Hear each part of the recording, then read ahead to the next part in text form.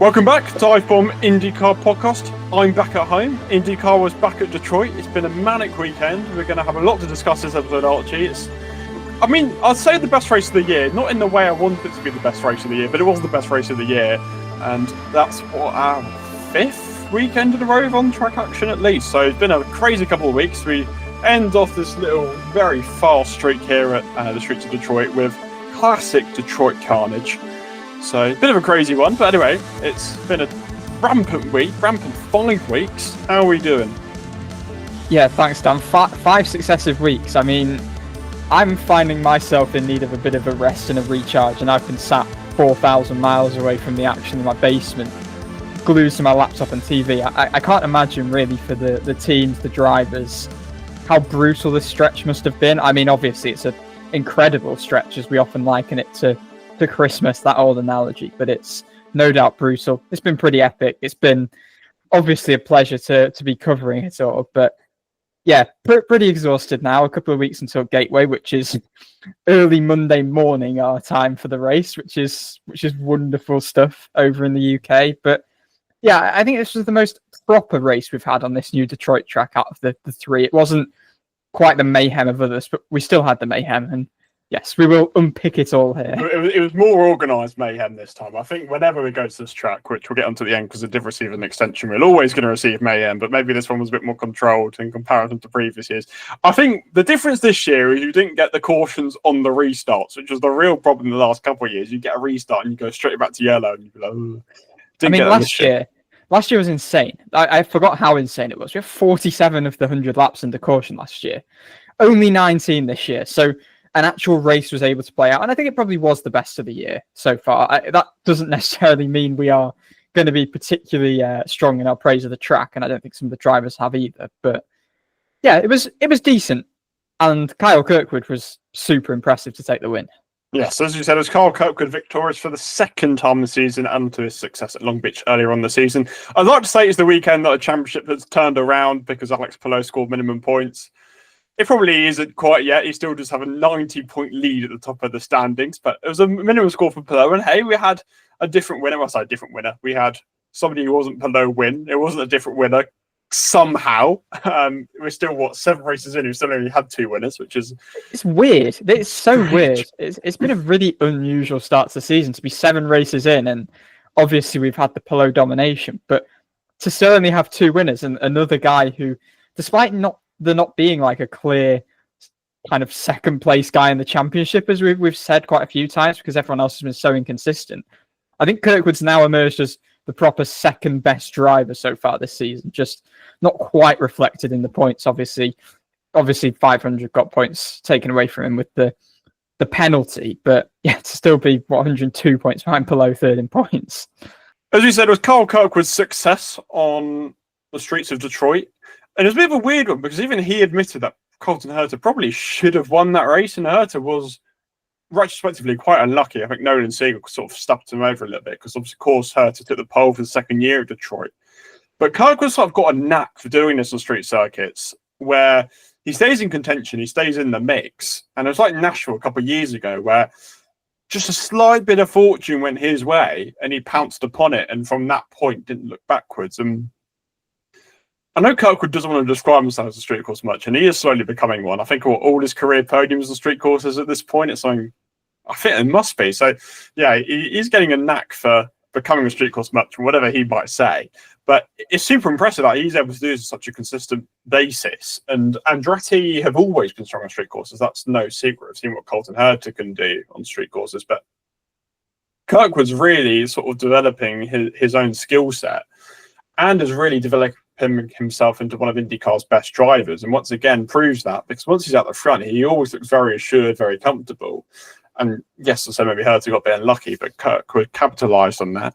And what's his 5th career victory now? So, or was it 4th career victory now? So, yeah, for all 4 on street courses and his second win of the year. And it moves up to 3rd in the standings. Obviously, would be quite comfortably second if it wasn't for the, we say disqualification, the penalty at the Indy 500. But another very assured drive from Kirkwood out front. As I said, he's getting a habit of this, of just very, very mature drives from the front of the field.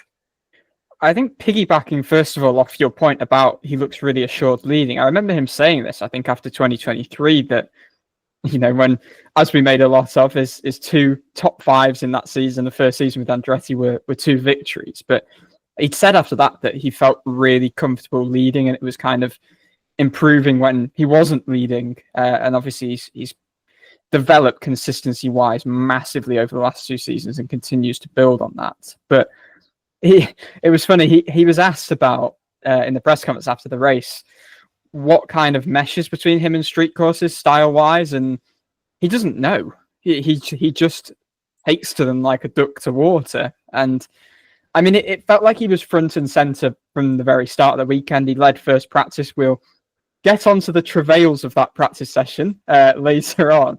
But I think from that point onwards, he just knew it was his weekend to lose. And obviously it was a super turbulent week for Andretti, but they knew they could focus forward on Detroit, and they probably would be quickest because they obviously have really the best cars in the field.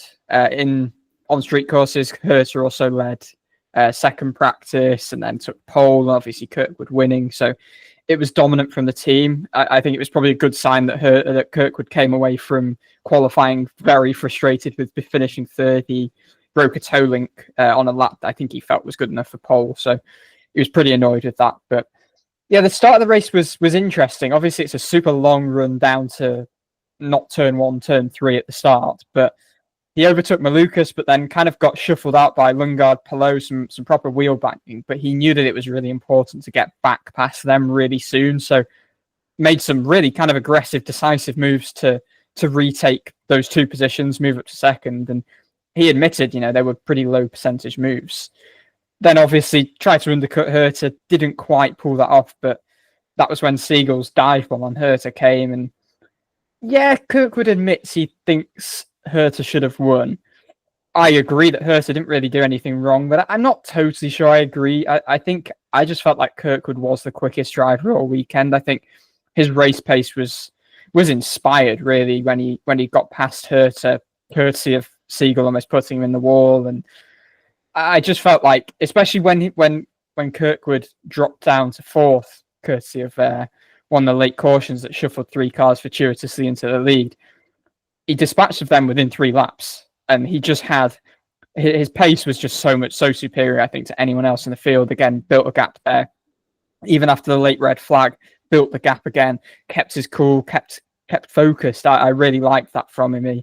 He said it would be disappointing if he didn't win this weekend, and that he would do everything he could to win. And I remember similar sentiments in Long Beach, and yeah, he delivered on that.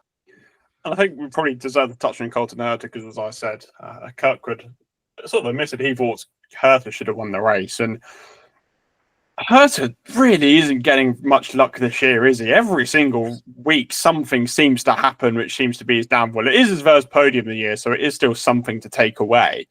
But it's been a really rough start for Herta. You can think of 4 or 5 scenarios where suddenly he might be 3rd or 4th in points, and here he lies 9th in points regularly through no fault of his own. I mean, yes, he lost out to Simpson, and they had a sort of, not Simpson, Siegel. They had their own little duel, obviously, after that stint.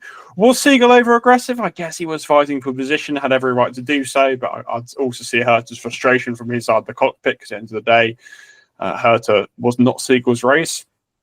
And yeah, it was just a bit of a shame. At the end, I think Herta probably did have the pace for second, but obviously didn't manage to push the pass particularly well. So couldn't get Ferrucci. Well, obviously Palou and Ferrucci were ahead of him. They sort of had their own kerfuffle. Herta was back in the mix, and then didn't manage to push the pass very well, which sort of let him down at the end there. I mean, in some ways, he was slightly fortunate to hold on to 3rd because Palou was all over him on the final lap. So yeah, I feel a bit bad for Colton Herta because it has felt like he has deserved a bit better than this year. And I know it's retrospectively a good result, but it's also a result you feel like could have been a victory. He took the pole once again.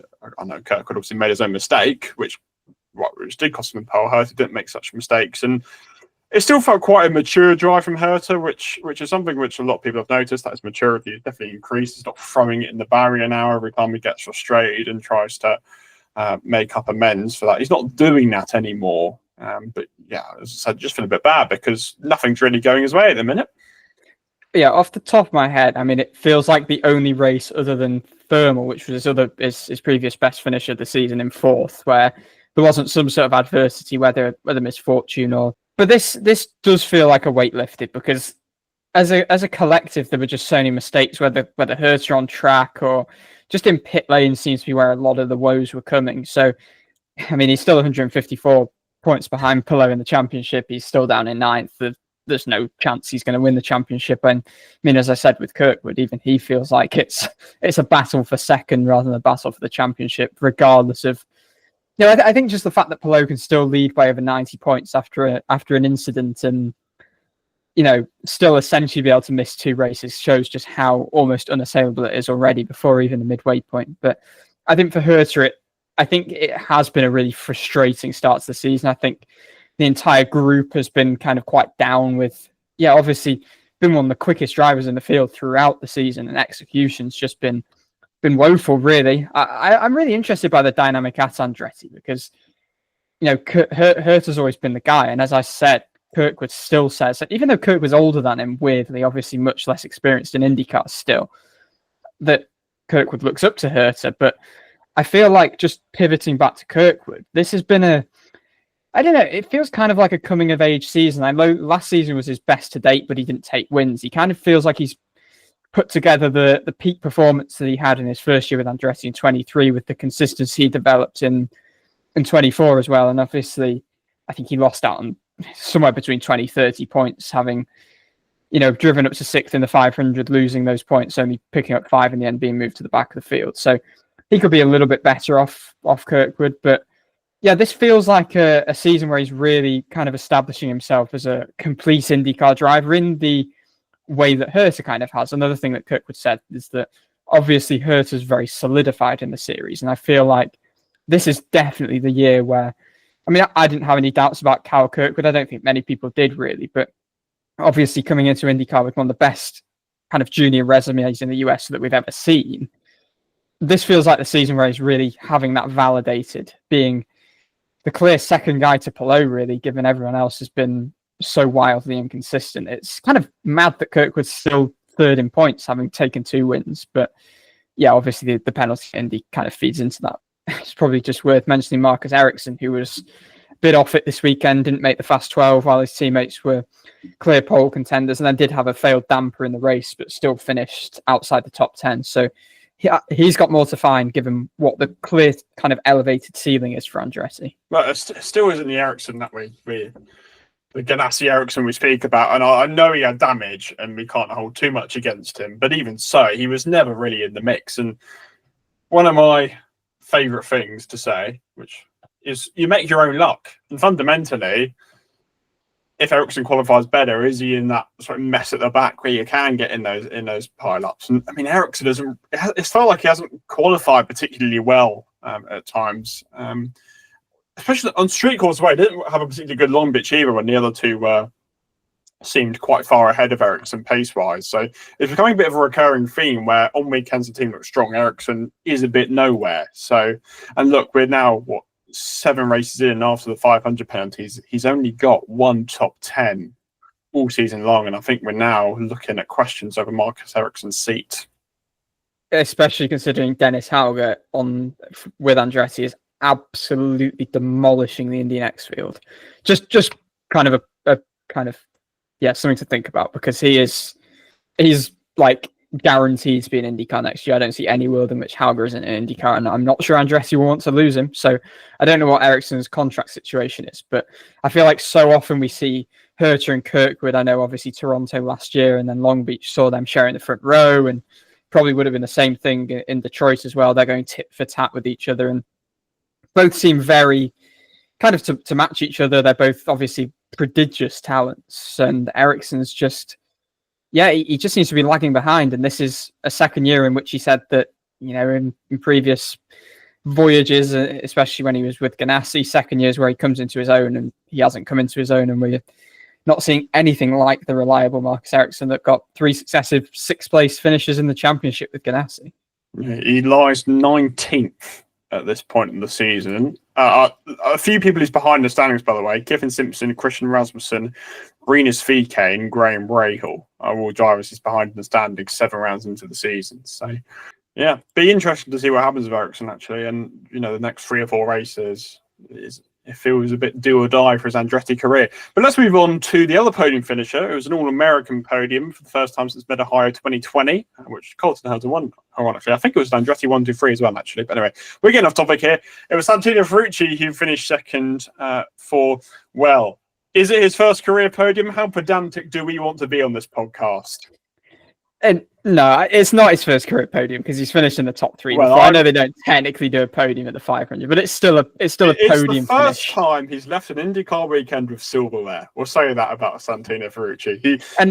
And it's his first podium finish on a road or street course. That's definite. That's definite. His first finish better than 6th on a road or street course, astonishingly. Yes. Well, anyway, we'll leave it up to your own interpretation if you deem that podium or not. I'm on the no podium side. Archie's on the podium side. Well, so. I don't think it in the kind of, because obviously what we're talking about here is finishing 3rd in the 500.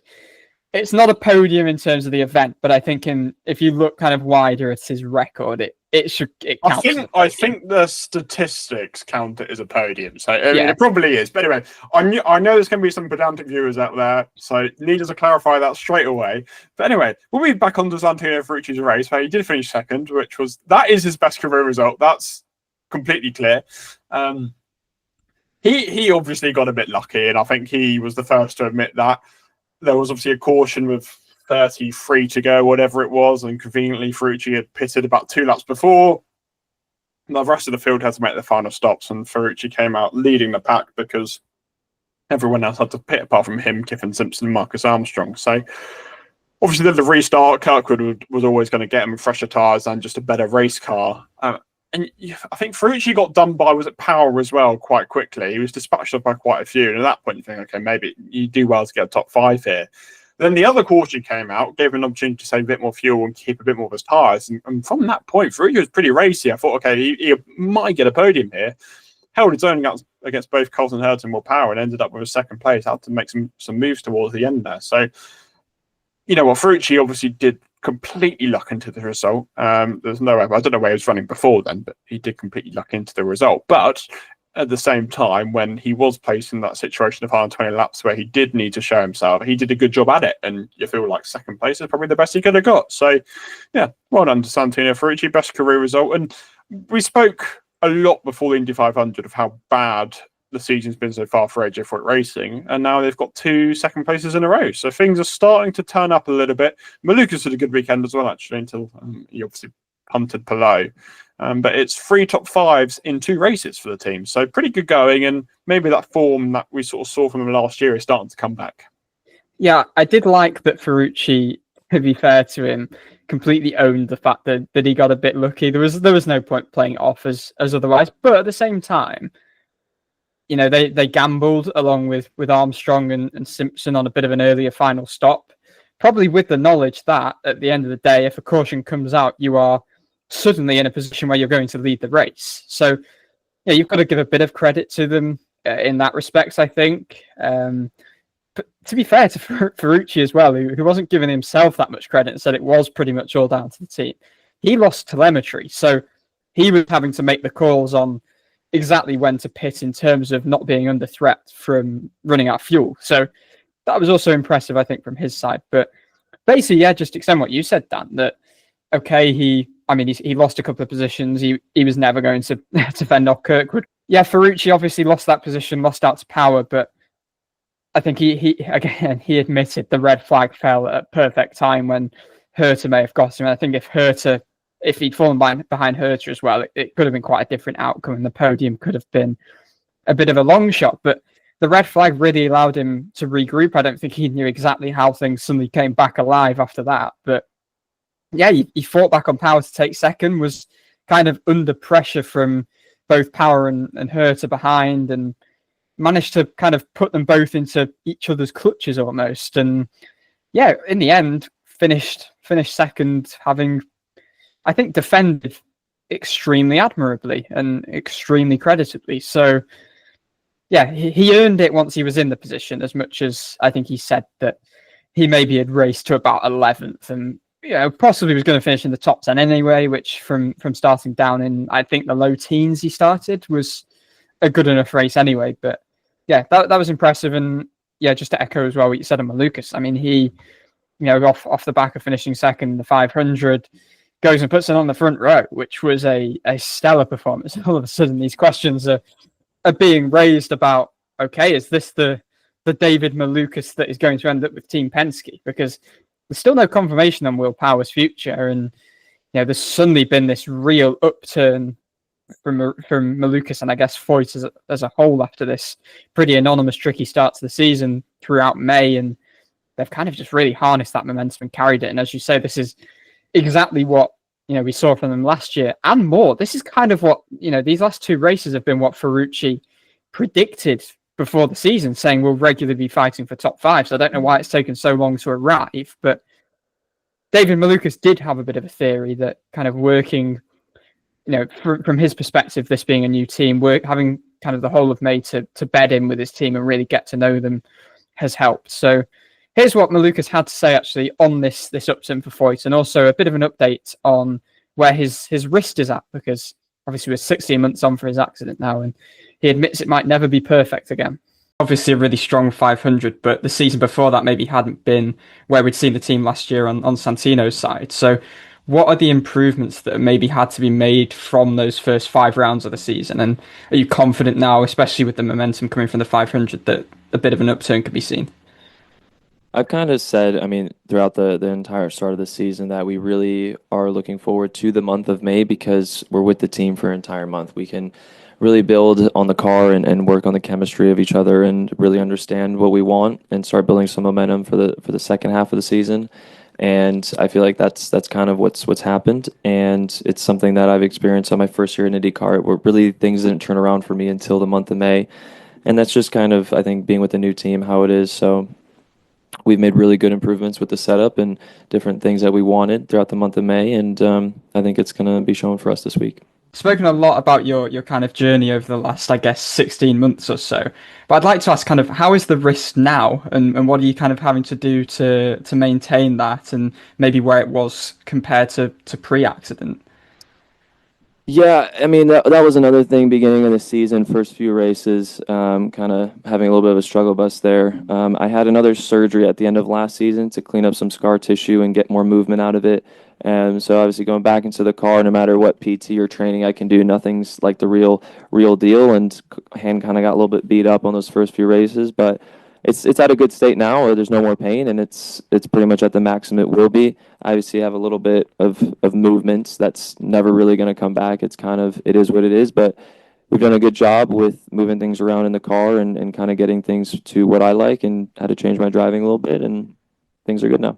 So as we sort of floated around a little bit, obviously this was a bit of it wasn't a disastrous weekend for Alex Palou. It was an unfortunate weekend for Alex Palou, put it that way. Obviously, such a fantastic start to the year. Until this point, he had finished second in every single race. And I'll be honest, I don't think that streak was going to continue, but podium was possible. A top 5 was probably quite likely. And then obviously it was just the unfortunate victim of David Malukas' slight clumsiness as he just hit the back of him coming into a restart. Palou went straight into the barrier. Couldn't do anything about it. And that was his day done. His first retirement since Iowa last year. Obviously, that one was completely his fault. This one wasn't his fault. And yeah, I want to say this Mexican Championship wide open and the picture is completely different, but fundamentally, he's still got effectively a 2-point race lead. So I'm not going to say too much yet. If he has a poor gateway, okay, we might be having a bit more of a conversation. But this is why building that gap was just so significant, because look, I know, as I said, it's still going to take I said in my preview last week, it's going to take a catastrophic collapse for him to not win the championship. But even so, scenarios like this at a track like Detroit, and could happen at Iowa, could happen at Gateway, where you can be the victim of somebody else's accident, the points fall away from you. It's probably quite lucky Ward didn't have a great weekend points-wise. But yeah, Palou's dominant runner form ends here, or maybe does it end? It pauses here temporarily, quite possibly. Would have been interesting seeing a winner that wasn't Carl Kirkwood, but hey ho, we'll we'll continue our 2 victors and 7 races. But yeah, just a bit of a shame for Palou. I mean, it makes it a bit more interesting, so I don't think anyone is too agreed. I don't think Palou himself is too aggrieved because of his points gap. But yeah, just an interesting one. Just a bit of a shame for Alex Palou, really. Yeah, it doesn't, weirdly, the championship leader crashing out is supposed to be some like big dramatic event, but it doesn't really feel dramatic at all, such as just the margin that he's built up. I used the word unassailable earlier in the podcast, and I do still believe it kind of is that, because I mean, it did show how fast things can swing. I think Kyle Kirkwood had a 48-point swing, but the fact that the drivers that are trailing Palou can have a 48-point swing and still be over 100 points behind him after only 7 races still is, I mean, it's astonishing, really. So, yeah, it doesn't feel particularly dramatic. And I think if anything was to happen to Palou, it would probably happen on a track like Detroit, because, I mean, we so rarely see Palou make errors. Obviously, Iowa last year, but it was probably going to be someone else's clumsiness, as we saw in Malukas, who was extremely apologetic afterwards on social media. Obviously, no intent there. He seemed to break fairly early, to be fair. The car just wouldn't slow. So, yeah, got absolutely nailed, and there was damage, so he couldn't get reversed out for the tyres. But the curse of the 500 winner kind of does indeed continue. But to that point, he was having a really good weekend, considering he's probably not had any time until he got to the track on Thursday to focus on Detroit. It was all media obligations and trips to New York and wherever else to just do constant interviews and appearances. And considering all of that, it wasn't your classic Palou dominant weekend, but he was still 4th and possibly even primed to take a podium. So yeah, it was a trending to be one of the best weekends we've seen in a long time from an Indy 500 winner. He just got caught out on the wrong side of the lottery that this track can be. Do you remember Newgarden's weekend last year? He was hitting the wall about every 5 minutes. That was a bit of a disaster, but I didn't quite have the same. Well, his result was the same, but the execution was rather different. Because yeah, Newgarden's races at Detroit the last couple of years have been a bit disastrous to us. But anyway, we'll move on to the incidents, because there is quite a bit to unpick. Being Detroit, didn't have a turn 1 lap 1 caution, unlike we did last year. Well, I say turn 1 lap 1, it was turn 3 lap 1. But anyway, we'll move on to our complaints about that a little bit later. First caution came out for Felix Rosenqvist. He spun at turn 8. Looked completely by himself, to be honest. It was a bit of a strange one. Marcus Armstrong ended up in the barrier next to him. I think that was just because he was trying to avoid Rosenqvist. We never really got an on board from Armstrong explanation why that happened, but that's been my guess. I think we see that Devin DiFrancesco went off as well. But a bit of a clumsy error from Rosenqvist, who we're quite used to seeing go about his business quite quietly and smoothly. It's a bit of a rare error for him. Nothing too much to say on it, apart from just a bit of a clumsy error from somebody who doesn't usually make those sort of errors. So yeah, that was down in turn 8, which is actually, we'll play in a clip later on from, some thoughts from David Malukas and Colton Herta on this track. But turn 8 is kind of where one of the most aggressive bumps under braking is. And I think that, I can only imagine that's probably what fed into that. Obviously, it's an extremely bumpy track, but a lot of that, the big 0.7 mile straight into turn 3 is where a lot of those bumps are. But was a particularly aggressive bump, I think, on the entry to turn 8. So guessing that might have caught him out. I think while we are talking about Rosenqvist and Armstrong, we'll get onto how obviously dramatically Rosenqvist's race ended later on, because with this, I mean, he backed into the tyres, but didn't actually, he stayed on the lead lap and didn't seem to have much damage to his rear wing. But there was a little bit of needle between the two Meyer Shank teammates in qualifying, because I think Rosenqvist didn't make the fast 12 because he essentially said he was screwed by Armstrong, who had backed off and basically, as Rosenqvist said, screwed his qualifying effort. I mean, just the track in general being so tight, and the end of this 5-week stretch, it did feel like it was proper fuel for some aggro. But yeah, Rosenqvist said quite pointedly, it was fine as long as Armstrong got a lap. So yeah, a little bit of needle there between teammates, which I thought was interesting qualifying. But yeah, I think Armstrong will have just been trying to avoid it and been one of the cars that was following Rosenqvist. And DiFrancesco, I think, also was involved. I think he must have ended up in the runoff, possibly. So that was the first caution. Nothing too dramatic, really, by Detroit standards. Talking of turn 8, did you see that little tally on the on the sign next to it. Some No, it's marshal good. had been, well, I guess it was multiple marshals, been tossing up the amount of cars that had gone off, and the tally chart must have been about 30 or something, and it's doing it for each series. That was quite entertaining. It's on Twitter somewhere if you want to look at it. Talking at turn 8. The next caution was 3 laps later for Devon Di Francesco because he decided to go around the track with his wheel loose, which is IndyCar make it very clear if you've got a loose wheel, come to a stop.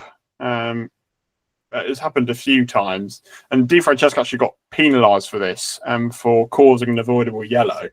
I didn't even know that was a penalty. That's an incredible title for a penalty. When I saw that, I don't think I'd ever seen that before. Yeah, because it's weird because it's very ambiguous. What can you class as an avoidable yellow?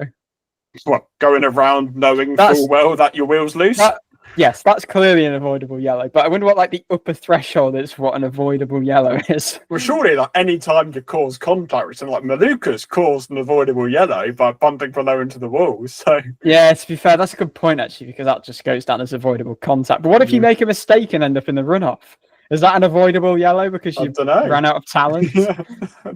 Anyway, very important questions. I think we can go over an hours of those questions. But anyway, I mean, Rob got I think Rob got parked for doing that in Ira a few years ago. So, yeah, it must be quite a severe penalty for going around your tyre. I mean, there's a problem with RLL because Graham Rahal had the same problem where his wheel nut was loose or something during one of the stops. So it was strange. I don't know if it was just a coincidence that both Rahal cars had this problem. But I mean, yeah, Di Francesco's thing. I mean, it's obviously when a wheel comes off, that's dangerous. That's just a no.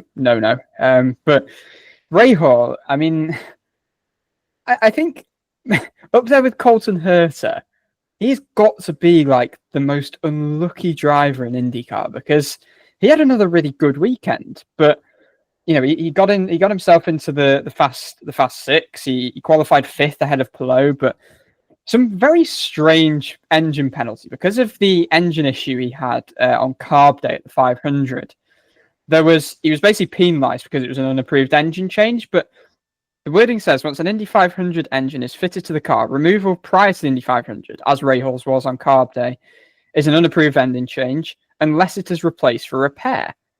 I would have thought that Rahal's engine seemingly failing was a case of it being replaced for repair, but he's still got a 6th place grid job. So having put in that awesome effort, really, obviously RLL shone at the GP, but otherwise have had a bit of a tough season, and Foster's really been the shining light in qualifying. He only marginally actually missed out by 0.008 seconds on making the fast 12. But Rahal into the fast 6 qualified 5th, but was forced to start down in 11th. But was having a decent race. He was up there pretty competitive on the alternate strategy. But then, after already having the misfortune of qualifying well and being dropped by an engine failure a couple of weeks ago, yeah, it seemed that initially they said the wheel nut was loose, but then it got stuck.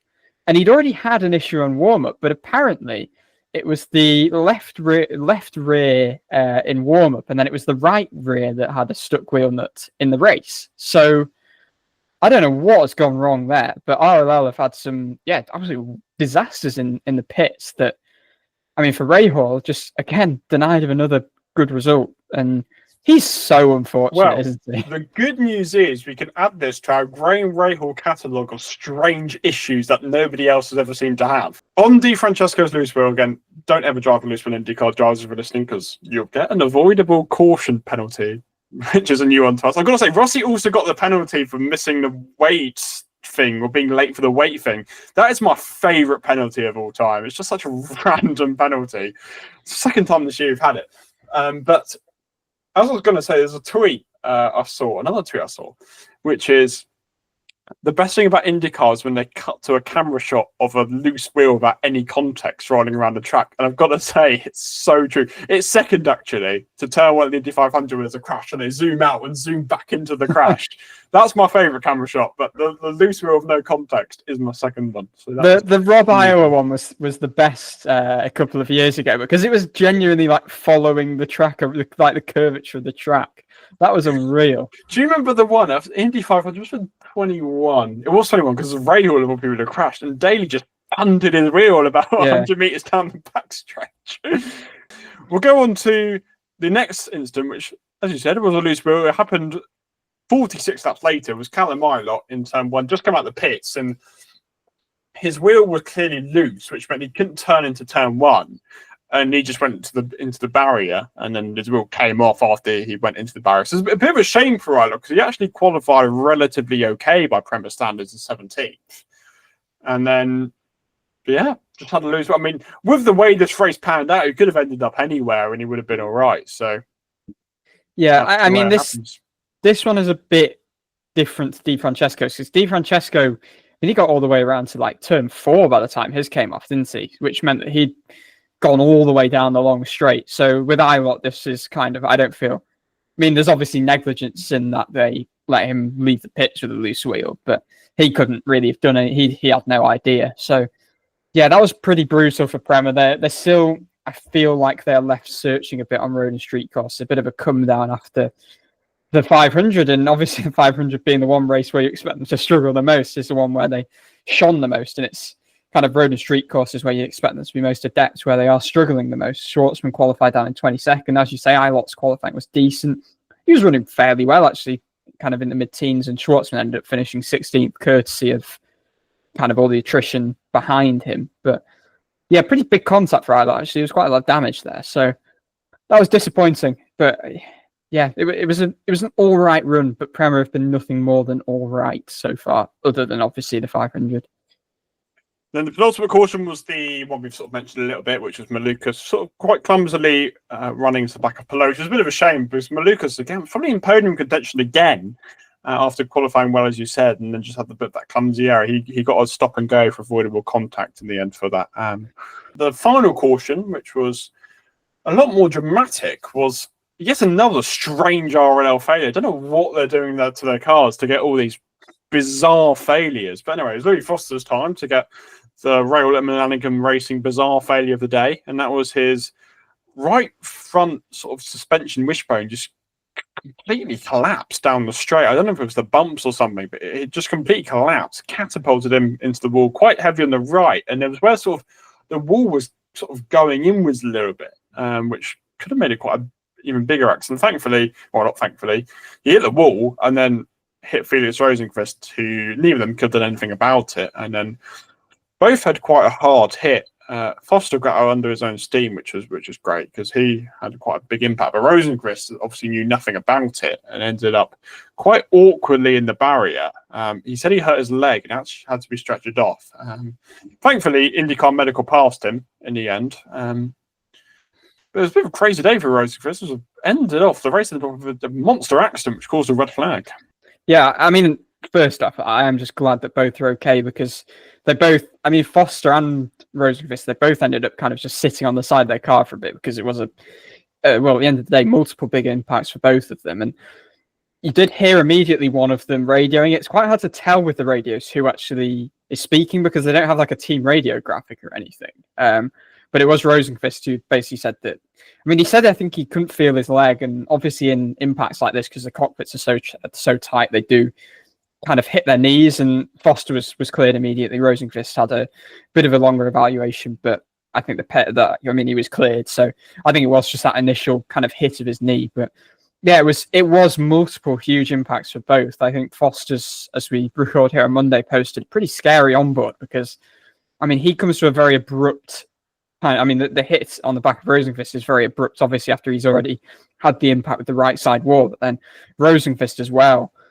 I mean, he was 2 cars ahead of Foster, gets absolutely nailed, and he's within kind of milliseconds, really, is in that barrier. And obviously, Foster was unable to scrub any speed. There was he ended up in the end of the runoff, and there's mercifully placed tyres there. I think obviously the contact with Rosenqvist had scrubbed a bit of speed, but that was a massive hit to Rosenqvist's rear and Foster's front. So I'm glad that kind of both Rosenqvist's back and Foster's legs are both okay. Again, credit to the integrity of these cars. Right, so we'll go over the running order. Again, we'll try and keep this short where possible, but it's not always the easiest thing. Carl Kirkwood finished first ahead of Santino, Ferrucci and Colton Herta, your podium. Will Power finished 4th in an odd weekend, as the way I'd put it, for Power. Obviously, this weekend was sort of marred by just a really strange decision-making from Power in practice, where he was being held up by Kirkwood, and instead of just waiting in the queue. He just opted just to drive into the back of Kirkwood and just push him around turns 6 and 7, which is, it's just really strange. I don't really know what Power's trying to achieve and think about it. I sort of like joked about it afterward and said it's all fine, etc., etc., etc. But I still don't really get what Power's intention was, or what he was trying to do, or what the benefit of what he was doing actually was. It was just really strange from a driver who's got so much experience. And if the roles were reversed, Power would be absolutely incessant. So I don't understand what Power's trying to achieve, and frankly why he was doing it. And then even worse, from just the IndyCar officials to go, yeah, no, that's all right. That's not penalisable. I mean, yeah, he was shown the clip. So this was in practice 1, very, very early in practice 1. And when he was done for the session, they showed him the clip and he basically laughed at it. And he justified it and acted like it was totally a reasonable thing to do just because it got him a gap, and it got Kirkwood in a gap as well, which I thought was insane. I don't know how that was a justification. But he was pretty much like attached to Kirkwood's attenuator, while going flat out. It broke Kirkwood's gearbox cover and his floor, so he lost some track time in that opening practice session. Still topped the session, which I think was the first sign that Kirkwood was pretty rapid this weekend. But yeah, I mean, he put an initial kind of hand out the cockpit in frustration, Kirkwood, and then after that, he didn't seem overly bothered. Maybe because he topped the session. Obviously, ended with some joking, and the following morning before the second practice session, they were speaking with each other, laughing about it. Some funny tweets from Kirkwood saying it was essentially the most absurd thing he's ever had happen to on a racetrack, and also tweeted just the simple 2 words, "Will Plower," which I thought was pretty hilarious. But yeah, I think Power the day after did say, "I can't believe I did that." And I don't think it was almost like he did it just completely subconsciously, as though he didn't think about it. It was, I don't know, obviously you see like bump drafting in NASCAR, but this is open wheel cars. But yeah, obviously they joked about it. It was the lighter aspect to it. But I think there's a more serious side to it as well, that it's a dangerous move. It could have been bad. He could have crashed Kirkwood. And the fact that there was no penalty is insane to me. I think it's absolutely bonkers. It doesn't matter that it's not in practice. I think it sets an extremely dangerous precedent. Just because a car's going slow in front of you, Kirkwood couldn't go anywhere. It doesn't mean you can just like floor it into them. I feel like he should have been quite seriously penalised, to be honest. But they decided, nope, let's just not take any action. I mean, it wasn't even like they gave an avoidable contact penalty, which you must be able to do in practice, because it was an avoidable contact you could possibly get, because he's just gone intentionally into the back of a car that's going slowly. But yeah, David Malukas was the car who had a kind of a front row seat for this whole thing. So here is what Malukas had to tell me about what he saw. This is good. Pretty sure you were the car that Power and Kirkwood went past during their little incident. Yeah, that was really cool. What was your view of that? I mean, for a second, getting back in the car, for me, it just felt like I was like back in like playing iRacing or R Factor. I was like, yeah, I'd totally do that in a video game. It was pretty cool to see him just push Ericsson. And actually in my peripheral vision, because Ericsson went off and Power just blasted through, and I drove by and I just see Ericsson's hand like going in the air, like, what the hell is going on? But it was interesting to see. I couldn't believe it. I was very confused at the start. I thought like something was wrong with Ericsson and Power was towing him across like the Cars movie. So it was interesting at first, but then I realized it was not that. So yeah. Looking beyond that, Power actually had quite a decent weekend, to be fair. He qualified 8th in the end, which was he wasn't top Penske. He was only one position behind when McLaughlin qualified, and ended up finishing 4th. Probably should have got a podium in the end. So yeah, other than that, it was a decent weekend for Power. Just hard to ruin it with a strange practice incident. I mean, he was going to be up there anyway. He did get a bit lucky. The reason he ended up kind of behind Kirkwood was he pitted when that first caution came out for Rosenqvist. He pitted literally just before the caution came out. So obviously that kind of reduced the time loss quite a lot. So he slotted in between Kirkwood and Herta. That was how he ended up in that position. Whether he would have got there anyway, not sure. But again, with all of the talk about Malukas obviously now starting to perform particularly well, I think it was a necessary weekend, and yeah, probably disappointed he didn't get a podium. And yeah, that's all on Power really. It's kind of the same story for a lot of drivers, that really do a lot and just ended up in a particular position. Fifth was Kevin Simpson, so he had a career best result, but pretty much same as Ferrucci, just completely lucked out to the position, to the timing of the final caution, or the penultimate caution. And again, drove well from there. Similar to Ferrucci, pretty much same story for Armstrong in sixth, just completely lucked into the caution timing. But somewhat held their own. They dropped a bit more than Ferrucci did because they dropped behind Herta and Palou as well. But still a career best day for Simpson, and not a bad day for Marcus Armstrong, considering that he crashed a bit earlier. Yeah, both the same boat, really. I'm impressed with Simpson, to be fair, that, yeah, okay, he got passed by Kirkwood, Herta, Power, but you kind of expect that. But the fact that he didn't drop any further than that, I thought was decent. He has improved a lot this season, a hell of a lot. Seventh place was Passer Ward, who started 18th, so again, not too bad. Top McLaren again for Ward, ahead of Christian Lundgaard, who qualified okay in fourth, but had quite a anonymous race. I mean, they had a weird strategy. I don't know what. Like, I think his second stop, they stopped like ridiculously early compared to the rest. Obviously, the top 9 all started on the alternates, which obviously included Lundgaard again.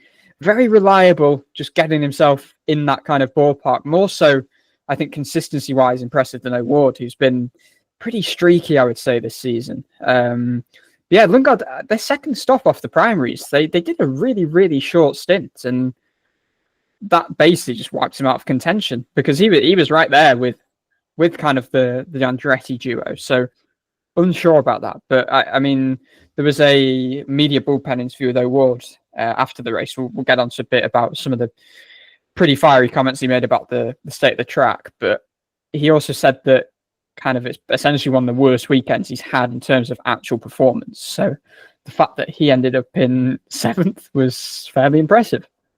9th place was Joseph Newgarden. Again, just a bit of a weird weekend. He hit the wall in qualifying, so that meant he qualified 24th. So another bit of a clumsy Newgarden error, which are unfortunately a bit too common nowadays. Recovered okay in the race, in fairness to him, but if you just didn't get into a crash, you probably would have had an all right result. But he dropped quite a few places at the end because he was ahead of O'Ward and Lundgaard. So I don't know if he made a mistake or something, but he dropped behind both of them, despite being on fresher tyres, I think. Well, no, they've been the same lap tyres. So don't know what happened there because he got O'Ward, then lost back out to him. So don't know what happened there. But again, just another strange weekend for Newgarden. It's only his third top 10 all year long. He's still only got one finish inside the top 8, lies 13th in the standings. It's his second best result of the season, isn't it? I mean, yeah, I don't know what is going on there. I think it needs to ask some, hopefully we get to speak to the Penske drivers at some point because, yeah, I don't know. We need to kind of just dig into and find out what's gone wrong there because I think execution is a big thing. Obviously, Newgarden making that mistake in qualifying, again, that's just not the sort of execution we're used to seeing from Penske. We're seeing it too much where they're making having these sorts of mishaps. So, yeah, not good. Alexander Rossi rounded out your top 10. Scott Dixon was 11th, ahead of his compatriot Scott McLaughlin in 12th. McLaughlin's race came undone because he collided with Nolan Siegel on a restart, which sent Siegel into the barrier. McLaughlin got an avoidable contact penalty for it. We'll get onto the Twitter beef about it later. But I think we should do that now. Okay. Well, we'll talk about the incident, and I don't think McLaughlin did loads wrong. Siegel seemed to sort of check up, and as McLaughlin said, it braked a bit early. So, I don't know. It's a bit of a weird one. I guess it was avoidable contact by letter of the law, but I don't feel McLaughlin did absolutely loads wrong there. Siegel was defending quite heavily, I think, against McLaughlin. Yeah, I think McLaughlin's feelings, I feel like were made clear by the fact. So, you mentioned the beef between McLaughlin and Tony Kanaan, and McLaughlin tweeted quite provocatively, quote tweeting the video on the IndyCar and Fox Twitter about the video of the incident and said he misjudged this one. Old mate, meaning Siegel, broke quite a bit earlier than I anticipated, which you can kind of see. Again, McLaughlin, he was just going in a straight line. It was nothing more than misjudgment. It was a bit clumsy. But he continued to say, good to see McLaren team principals are still in the hunt for beef, because I think Kanaan had tweeted something like, oh, okay, in the aftermath of the incident and just kind of in reaction to the video as well. And yeah, McLaughlin basically said, at Good Ranchers had loads for you, meaning beef being one of his sponsored. Use the code #BreakLater for 0% off, which was quite amusing. But I think it was McLaughlin's stance was made clear for me reading between the lines that the fact that was completely devoid of an apology. You know, he said he misjudged it, but he didn't apologize to Siegel. That then obviously initiated this beef with Kanaan, who McLaughlin knows from experience last year when he made some comments about McLaren and contracts when Terry Pourchaire was let go that Kanaan bites. McLaughlin knows that. And it's both hilarious and really unprofessional, but Kanaan got really riled up again and another back and forth. And McLaughlin ended by basically saying that team principals aren't on Twitter during the race, or our team principals are, which I think is valid. Not sure what Kanaan's doing, kind of tweeting during the race when he should be working. But I think a wider point on McLaughlin's race, he jumped ahead of Kirkwood when this happened. He was ahead of Kyle Kirkwood because this stupid split pit lane is just silly. It's too short. McLaughlin, essentially, if you pit under caution, and others stay out because they've already pitted in the laps prior, whatever, you'll lose loads of time, fall down the order. McLaughlin was able to pit under caution, and because the field's obviously going slower, was able to jump ahead of the essential leaders of the race. So when he essentially nailed Siegel here with, okay, it wasn't particularly egregious, but it was clumsy, he was leading the race. He was in position to win the race. I mean, Kirkwood, I kind of maintained that he was probably the quickest car, but McLaughlin messed up big time in terms of missing out on a big result. I've got a thought. Could you not just drive through the pit lane in every caution lap? That's a really good point. Is there a rule saying you can't do that? Or could you just come in, have the shortest top up of fuel anybody's ever seen, and go again? That's a fantastic point. I should be an IndyCar strategist. That's such a good idea. Now next Detroit, everyone would be going through the pit lane because of my idea. But I don't see why you can do that, no? What's stopping you from doing that? Don't know. Anyway, we'll move on. In 13th place was Ericsson, as we said, ahead of Malukas, and 14th after penalty. Stingray Rob was 15th, ahead of Robert Schwartzman, 16th. That is Prem's best result after I lost penalty last week. So, I mean, again, it was a case of avoiding the chaos, but they all count. Colin Daly was 17th. Jacob Abel, his career best result in 18th. Again, a similar case. Just avoid the chaos, so you might grab yourself an okay result. That was a good weekend for Abel. I mean, it's probably a good time to bring up Dale Coyne Racing. Had some big engineering changes. So McLaughlin-Kanaan, who obviously is VK described him as the Einstein of IndyCar. I think a few drivers have kind of said similar things. And he was obviously with Prem start of the year. Some differences in opinion there meant he left pretty immediately. But he's now returned to Dale Coyne Racing, where he was for 5 years, I think from 2014 to 2019. On Renus VK's stand, Jacob Abel's also had an engineer change. Mike Colliver, who I believe engineered Ryan Hunter-Ray in the Indy 500, is stepping in on his stand and replacing the two existing engineers. Abel kind of just said that's kind of replenished a bit of motivation within the team. It was a necessary move after Indy. I know, to be fair, they started pretty well this season on VK's side compared to last season, obviously getting that 4th place in Barber, 3 top 10s in the first 6 races. But obviously Indy was a big wake-up call, and if you've got the chance to bring back Michael-Kanaan, then you are going to do that. And then, I mean, it was shown in qualifying for Coyne with VK qualifying 7th, starting 6th, courtesy of Rahul's penalty, which was great rebound from the 500 and kind of continued that resurgence we have seen early this season, regardless of the struggles that came through May. So that was so impressive. I don't think enough has been made of how impressive that was from VK, but unfortunately he then has I think it was an engine failure literally inside the first 10 laps, I think. So he could easily have got another top 10 and got a really good result there. So that was a real shame. But then Abel as well. I mean, he started 20th, which I know on the face of it isn't that impressive, but he hadn't had a race result or qualifying result any higher than 23rd in his first 5 races. So that was impressive. It's kind of, after being bumped from the 500, it was a bit of a reset opportunity for Abel, obviously kind of in line with the changes they've had at Coyne. And I thought he raced really well. I don't think we've actually seen him really being able to battle cars, but he was actually seemed to have the tools to battle with cars. He was staying on the lead lap, standing up to people. So I think that was good. And he had damage as well. So, I mean, I think he was in the top 15. It's a shame he dropped down to 18th. But spoke to Abel actually on Friday about just where the improvements have needed to be so far this season, and just this notion that it's a bit of a reset after the 500. Hi, Jacob. First of all, obviously it's been a little bit of a challenging start to the season just generally, but what do you feel maybe hasn't clicked in the opening races of this rookie year, and maybe what the big lessons have been for you early on? Yeah, I think honestly the biggest part of it is just trying to put together a weekend from start to finish. We've had a couple of races where we didn't have mechanical issues or anything happen to the car, and it's just being able to maximize when that time comes. I've been very, very conservative with everything.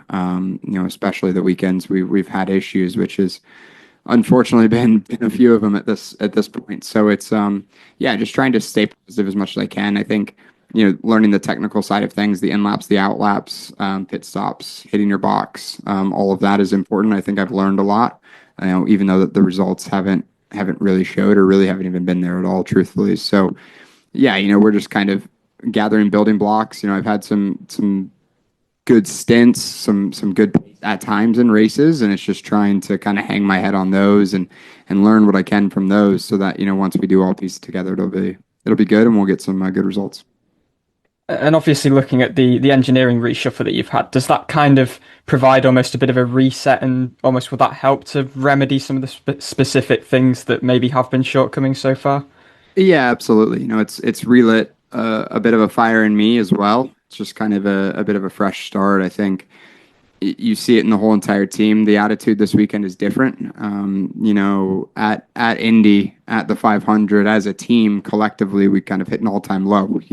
Fighting against one another to even just make the race is a place that no team wants to be. And I think the whole entire team from Dale on down has realized that, and it's kind of lit a fire on all of us to really go out there and succeed and turn things around. And hopefully you'll see that this weekend. I'm certainly ready. I've never been more excited to get back into a race car than I have for this week. So yeah, just trying to maximize everything. Obviously it's a very tough track out here in Detroit, but just trying to put everything together and hopefully have a good weekend start to finish.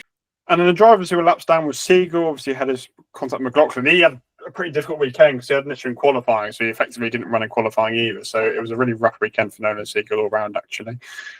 Graham Rahal was 20th. Obviously, we spoke about his tyre issue a bit earlier. Felix Rosenqvist and Louis Foss obviously crashed together. Devin DiFrancesco does a tyre issue. Christian Rasmussen was actually having quite a good weekend. He was leading a couple of laps and sort of on an alternate strategy sort of thing, but he had a mechanical failure quite late on, which is a bit of a shame because Rasmussen was running quite well. One of his better weekends, actually. So a bit of a shame on that one, but hey-ho. He's had a cookie crumbles, but he had a quite difficult start to the season, Rasmussen, but he had a good Indy 500 and quite a decent weekend again. So it's funny. Momentum is obviously a big word, and it's completely intangible, but it seems to be a proper thing because obviously we've seen it with Foyt, and yeah, Rasmussen a very kind of nondescript start to the season, but I think he was going to finish in the top 10, I would say, if it wasn't for...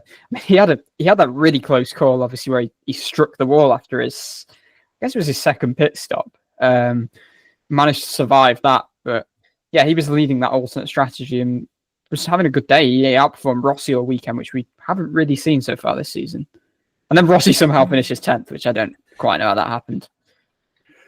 And then we end off with Palou, Eilert, and VK, all of whose struggles we have already spoken about. So that's your running order. A bit of a crazy one, as it always seems to be on the streets of Detroit. Before we move on to our reflections of the weekend, I think let's give out some awards a bit earlier this weekend. So it's a tough one. I think we'll start with Unsung Hero, and but it's quite hard because the people we usually would consider unsung basically lucked out on the strategy. So are they unsung? I don't know. It's very hard. One. This is the hardest we've had. Weekend. I mean, I'm actually probably gonna go for Pato Award, I think, because I know he didn't qualify very well, but he actually had quite a decent result on a track that he traditionally hasn't been very good at. Especially considering he said that the performance was just nowhere. And he wasn't one of the ones who looked out as well. He genuinely kind of through good strategy, good pace, seems to make his way there. I can't pick O'Ward if you've picked him as well. He probably is the pick. But Ferrucci obviously finishing second, he's had the spotlight. Simpson finishing fifth is good. He held his own, but he dropped back obviously from second, and it was fortuitous that he got there. And I'll go for VK for his qualifying performance, I think, because there's nothing that really shines in the race. No. We'll go for top three drivers, and this is really difficult. I think for me, Herta pips Kirkwood this weekend. Just about. For me, it'd go Herta, Kirkwood, and then the final pick is a complete and utter lottery in who you go for. I think there's a lot of people you could probably make a claim for here. Before you decide on that, I'll go with my top two is Kirkwood, Herta, because I firmly believe that from the start of the weekend, Kirkwood was quicker. And even if I know Kirkwood himself said he felt that Herta may have won the race once for the seal thing, I personally just think Kirkwood he had the pace on Herta anyway. He made such easy work of those. Yeah, my perspective is he just made that mistake in qualifying, which could have really cost him. Yeah, and he was probably fortunate it didn't. The way I'm looking at that is actually he made that mistake, but he probably was on. It's interesting. You can look at mistakes in the way like, okay, he made the mistake, or he was probably going to be on pole if he didn't make the mistake, and ultimately, rectified it, so it didn't really matter. That's kind of how I'm looking at it. Fine. So two different viewpoints of the same thing, basically. Hence why we role reversal. I have no idea. The thing is, there's quite a few. I mean, Palou, Malukas. You could go for someone like Rasmussen. I mean, Ferrucci, Power. There's quite a few there who you really could make a claim for.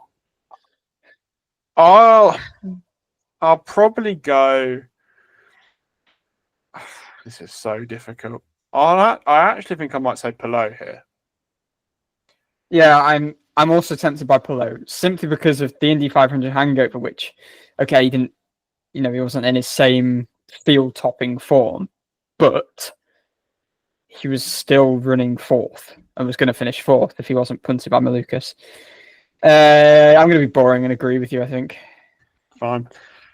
And then our funny moments, I think McLaughlin-Kanaan's Twitter beef might top it for me, because it is strange. But did you see Siegel's comment in the end? I think he might have deleted it. He did delete it. Well, this is the thing. I can't verify if it's actually real because I've not seen it. Yes, but anyway, Siegel commented something like, give me a phone call instead of using Twitter hashtag or something. I don't know if it's real or not, but it looked quite real from the screenshots on Twitter. But he's clearly deleted it if he did say it. I mean, I don't know if he did, but... I mean, Kanaan's tweet, I don't know if it was actually funny. It was a bit brutal, to be honest. He said, because obviously McLaughlin said in his tweet that he'd misjudged the move on Siegel. Kanaan responded, misjudged last week relating to McLaughlin's Indy 500 crash. Misjudged this week. At least you get a weekend off to square that away. I came looking for your team principal to have a chat, but I couldn't find him. Obviously relating to the Penske firings. Oh, wait. It's very funny, but it is hideously unprofessional. So unprofessional, like unbelievably unprofessional. I had a few other funny moments that I was kind of noting down. I think Kirkwood's just blunt tweeting of Will Plower might actually take the crown for me after their little contretemps following the in Friday practice. That was just. I think both of his tweets, to be fair. The first one, this is without a doubt the most absurd thing I've had happen to me at a racetrack. But the fact that he then, I see the difference in time. 9 minutes later, quoted the same post again just to say Will Plower, I thought was hilarious. Connor Daly has landed a deal with what I believe is a wet wipes company in the aftermath of admitting at the Indy 500 banquet that he had to wet himself in the car before the Indy 500, given the delay, which I thought was, you're for sale at all points. That's something that Daly always lives by. So even weeing in the car before the Indy 500 has got him a deal. I mean, he's just the master, isn't he, of putting deals together. So that was pretty funny. Obviously the McLaughlin TK thing. And also, just generally, while I think Kirkwood's tweets take the crown for me, the podium is just hilarious. Objectively hilarious after the scuffle in practice last year in Detroit when Ferrucci started trying to fight Kirkwood and Herta was getting in on the act with some comments, and it was all going back and forth between the trio. So I thought that was quite funny as well. Ferrucci, boyfriend teammates. That sounds like a strange band, doesn't it? Herta can play the drums. Maybe Ferrucci's got him talent somewhere to create that band. Detroit's got a bit of a knack for strange practice moments, isn't it? Road America's another one which has a few strange practice moments. So yeah, if you want entertaining practice next year, watch Detroit. Time for our weekly podcast rant about something. And this week, it's not the hybrid, which means we're making. To be fair, it's like the one track where the hybrid probably makes the least difference because all the corners are so slow anyway that doesn't make a difference. But anyway, I hate this track. It is an objectively horrendous track. It is awful. Like, I hate races that it was the best race of the year, but not because the racing was good. It's because it was chaotic, because the track is stupid. I mean, there's one overtaking zone. If you try and overtake anywhere else, it's too narrow and you're going to end up crashing. And then all this crashing is the caution after caution. You know you can't overtake anywhere, and restarts are going to be your big overtaking chance. So everyone just sends it into turn 3, which this year didn't cause a caution, but usually does cause a caution. And then the results are always just ridiculous because it's number one, who can avoid the chaos, and number two, who gets lucky in a pit cycle. I'm not saying this is a just this thing. It happens every single year. And it's just a lottery of, do you get involved in somebody else's crash? And do you pit at exactly the right time? It's just the most ridiculous circuit. And everyone goes on about how they want to bring Belle Isle back, which, I mean, I don't really watch too many races Belle Isle, so I can't speak too much, but it's just an objectively horrendous. It's not a racetrack, really. Like, we go to so many great racetracks. There's so many more racetracks we could go to, which are fantastic. But it's just the most stupid of circuits, and the bloody pit lane is even worse, as you said. It's like, wow, it's a split pit lane. It's cool the first year we did it, and now it's just completely and utterly stupid by the fact that you can game just during caution. We've got the same thing in Arlington next year as well. Oh, it's just a stupid track. I hate it.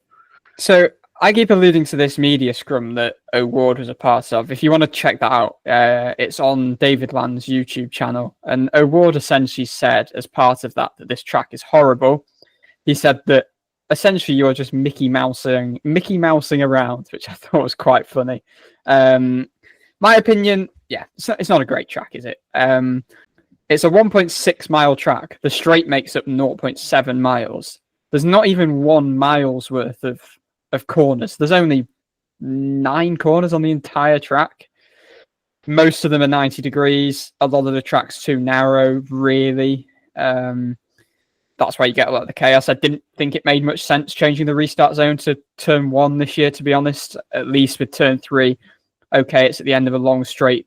You know, you kind of have a lot of comings together, and we did in previous years, but at least it's a wide hairpin, whereas turn 1 is just a wall. And they behaved themselves all right, to be fair. We didn't see too much, but I just didn't think that made much sense, to be quite honest. Yeah, I don't know. It's a funny one because we say the track's bad and it's the best race of the season, but I do think that Mickey Mouse nature of it, no real flow to it, as you say, is probably the reason why the hybrid's actually less of a hindrance and we don't see this kind of downturn in what the racing product is. I think O'Ward said that Belle Isle kind of showed what IndyCars could do, whereas this track just doesn't. I completely agree. I don't imagine it's that fun to drive, really. The bumps are brutal. The corners aren't interesting. They're all just kind of the same. I know some like the kind of challenge of it and the character of it, but others, yeah, really don't. And it's pretty divisive. I know Alexander Rossi said something on the lines in his Instagram post, thank goodness we don't have to be back here for another 365 days. And yeah, okay, this was a bit more of a proper race this year, but this is just a track that feeds into Crash Fest's survival look. Stupid venue. I hate it. And we're here for another 3 years. Yeah. 3 years with the option of 3 extra years as well. It was confirmed after the race. But before we get too sidetracked, I will just play in what Colton Herta and David Malukas think of the track. Hi, Colton. Obviously, this is a pretty technical, tight, bumpy track. Can you just kind of talk a bit about the challenge of it and also how it compares to the other street courses as well? I'd say it's very different. As far as the 90-degree corners, they are, proper 90-degree corners. Whereas you look at a place like Long Beach and Even the 90-degree corners aren't exactly 90 degrees, and the exits and everything are shaped a little bit different. So this is definitely like a very true downtown street circuit. In the bumps, it's very similar to where we were at in the past at Belle Isle. And yeah, it definitely gives it character. I think without the bumps, this place wouldn't be as much fun, and it wouldn't be as much of a challenge. So I kind of need those Detroit streets. Obviously, interesting to hear about the track record, given there is the added weight this year. So the kind of question that's asked at every track, how does the hybrid feel here compared to the other tracks that we've visited, obviously, for the first time with the hybrid this season? The feeling is similar. I don't get a sense of it being slower anywhere. And obviously you have a really long straight, so the power output of it would have a bigger effect than, say, like St. Pete or even Long Beach, just because the back straight here is so long. So I think it closes that gap up a little bit. And I think the tires that we have are probably softer than what we ran here last year, and are activated a little bit quicker. Hi, David. First of all, can you just kind of elaborate on that and describe a bit the challenge of this track, how you kind of manage the bumps, obviously the narrowness of it, just how hard is this place to actually drive around, especially coming from Indy to here and the reset that you've got to make? Yeah, it's very difficult. I mean, thankfully, I went on the simulator before coming here and did over 100 laps to kind of prepare for it, just because I know that transition is very tough from previous years, going for a whole month on an oval and now coming to, I think, one of the most technical courses for us. So I had a little bit of preparation beforehand, but it's just so tough because the way this track is, all the bumps tend to be mid to out when you're trying to accelerate, and those bumps throw you what is a wall. So it gets very tough, especially entering A, where the alt start line is. That bump is, I mean, it's a big one, and it's very aggressive. So I think it's catching a lot of people off guard. So that's kind of the one that we're heavily focused on. But that's just the general layout of this entire track. It's all the exits are a little bit for those bumps. But yeah, I mean, I enjoy it. It's the margin for error is very small. As is becoming a very unfortunate podcast theme in recent weeks, because we've got penalties to discuss yet again post-race. This one came out mid-recording, listeners, which is better than last week still. At least we'd be recording during the penalty being announced as opposed to afterwards. But Santino Ferrucci's been penalised after post-race technical inspection, as his entry was found to be under the required driver ballast weight following the event. Number 14 will be allowed to keep the second place finish. However, the entry has been fined $25,000 and will forfeit 25 championship driver and engine points.